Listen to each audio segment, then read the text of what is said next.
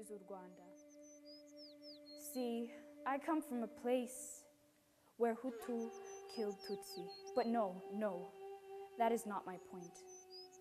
My point is, father killed son, mother killed daughter, husband killed wife, wife killed husband, neighbor killed neighbor, pastor killed his very own followers.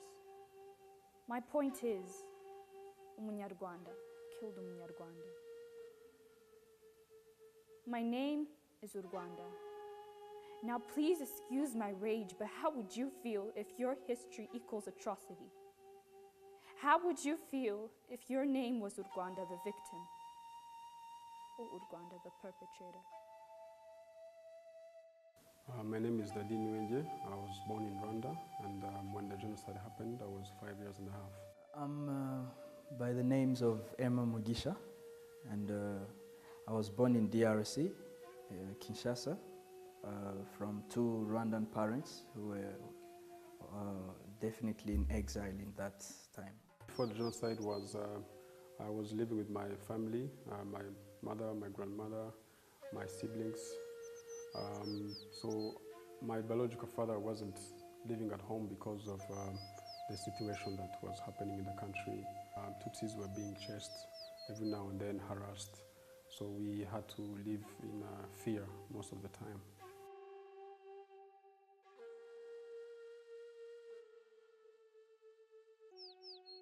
The night of the 6th of April 1994 is when things really changed.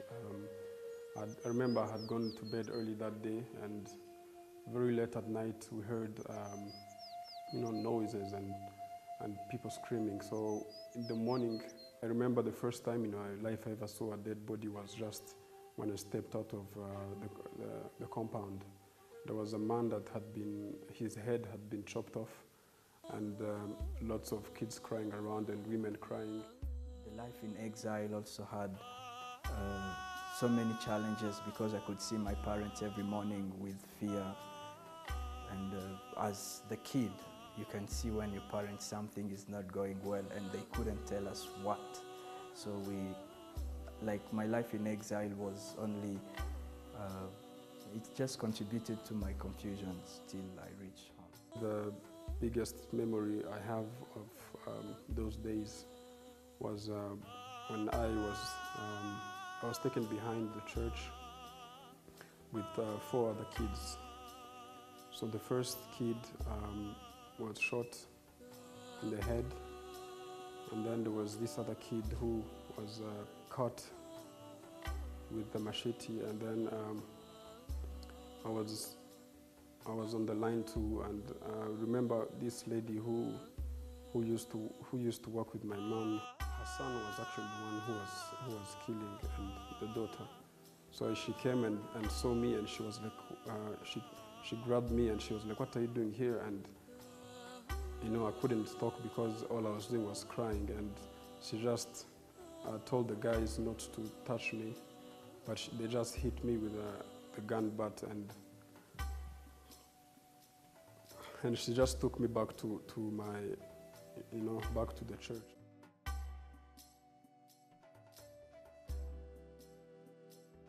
The impact, I think, is, well, apart from losing members of families, and which I guess is the biggest impact, because we grew up without, important members of the family.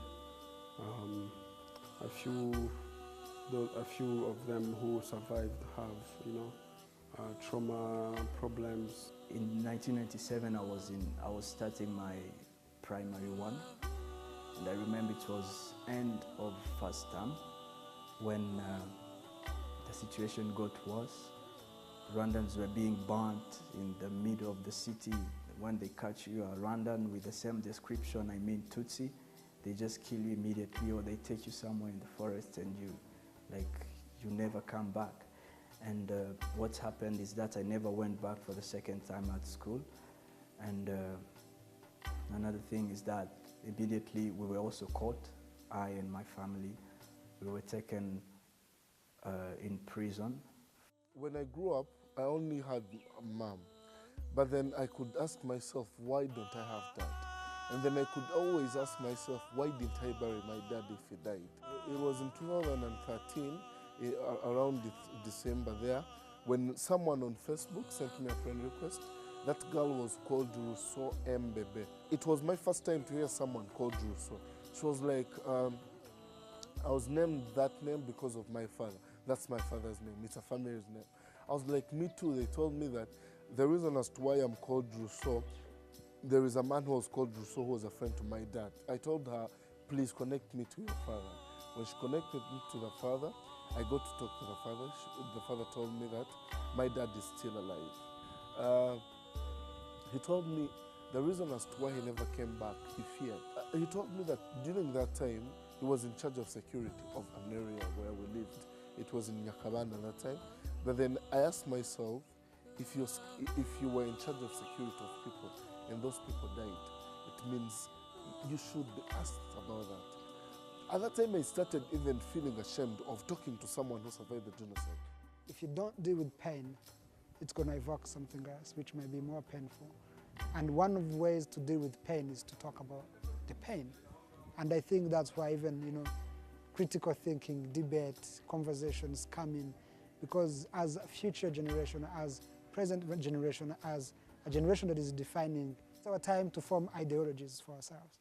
If we don't form our ideologies right now, we are going to follow the ideologies of last 20 years that are not relevant to us.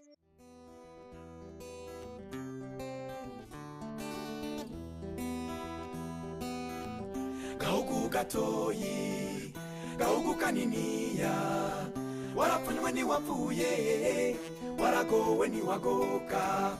Gahugu gatoyi, gahugu kaniniya, warapfunywe ntiwapfuye, waragowe ntiwagoka. Gahugu gatoyi, gahugu kaniniya.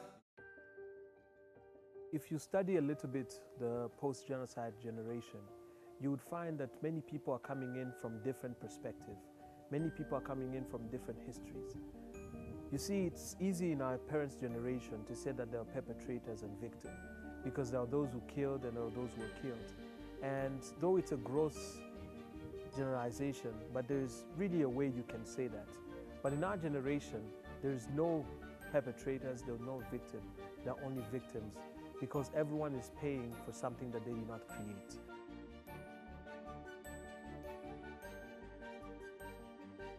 So we thought, what could actually bring all of these people together? What could not only make us live next to one another, but engage with one another? So we thought that it was important to create a culture of debate. Debate is a formal discussion where people disagree on a given motion. But debate, more than anything, is not just an academic game, but it's also a way to solve conflict.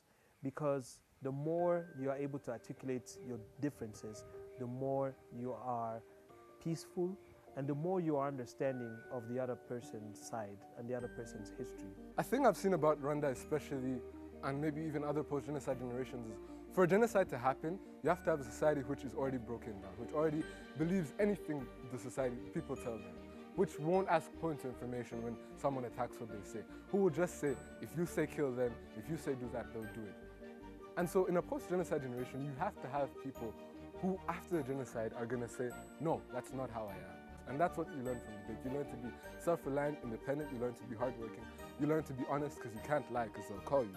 But you also learn to question everything you've learned for your whole life. Debate is really important for Rwandans and for rising generations, mainly because of the genocide didn't happen just like that. It happened because the people at that time, their critical thinking skills were really low.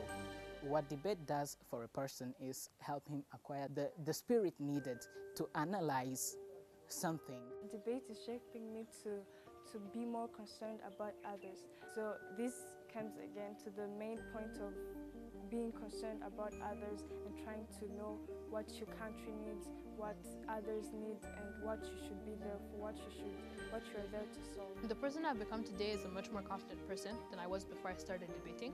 I had a fear of looking into people's eyes. One person not many. I had a fear of talking. I was always afraid to say the wrong things. But the person that I am today is a confident person who thinks twice before saying something and is always sure that what comes out of my mouth is only the truth. And I've learned to always trust my gut and always speak what I think. For us, debate is not just about speaking. It is also about thinking. It is also about influencing. But most of all, it's about creating a culture where people think critically and people express differing views without fighting. The other thing that debate does is that it builds up confidence, because as students become more knowledgeable, as they become more skilled, now it builds their self-esteem. We had talked about issues women were facing, and all the time was about, okay, the government should do this, the government should do that, NGOs should do this, but then me, myself, I was just, there complaining every single time. So yes, I joined Girl Up. Girl Up is a girl empowerment club that basically involves young women who have accomplished something in their life to help others build their confidence, build their creative thinking skills, and basically their whole being, how can they empower themselves to do something for their community. The reason why I joined the iDebate Society is that that's where I could find a few kids with the same motivations as mine, because my motivation were to sharpen my mind. After realizing everything, I had this big dream of contributing to something that will sustain the peace that is in my country, the development, and even like project for the future generation so that they don't experience as like we did, the bad things we experienced.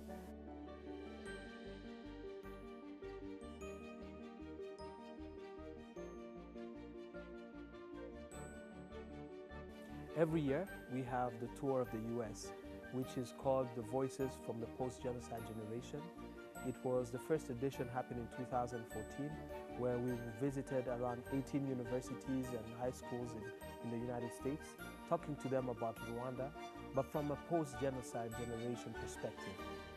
So the tour for me was really amazing because I got to meet new people and meet people who I would never have met otherwise. I would never have met the president of universities, the ambassador from Rwanda to America. But I met them and I saw that I'm not different from them. Even though I'm educated in Rwanda from some random schools, I can, if I read, if I study, then like the Chinua Achebe once said, if a boy washes his hands, he can sit at the table with kings. And that's really what I got out of it. I met a lot of beautiful people, people who were very nice to me, people who always wanted to listen, who were always interested in the stories that we had to tell.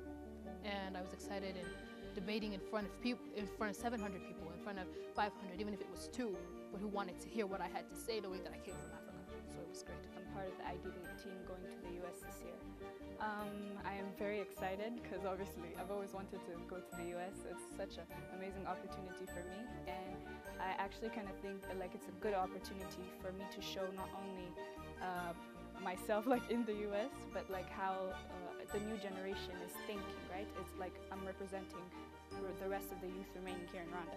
We, the post-genocide generation, we are the people to change everything that happened. We can't go back and change the past, but with what we saw, we can use it to change the future of our nation. Today we are happy of what we have achieved, and we thank God for that, and for the people who volunteer for debate for such a long time. It's really nice to have that.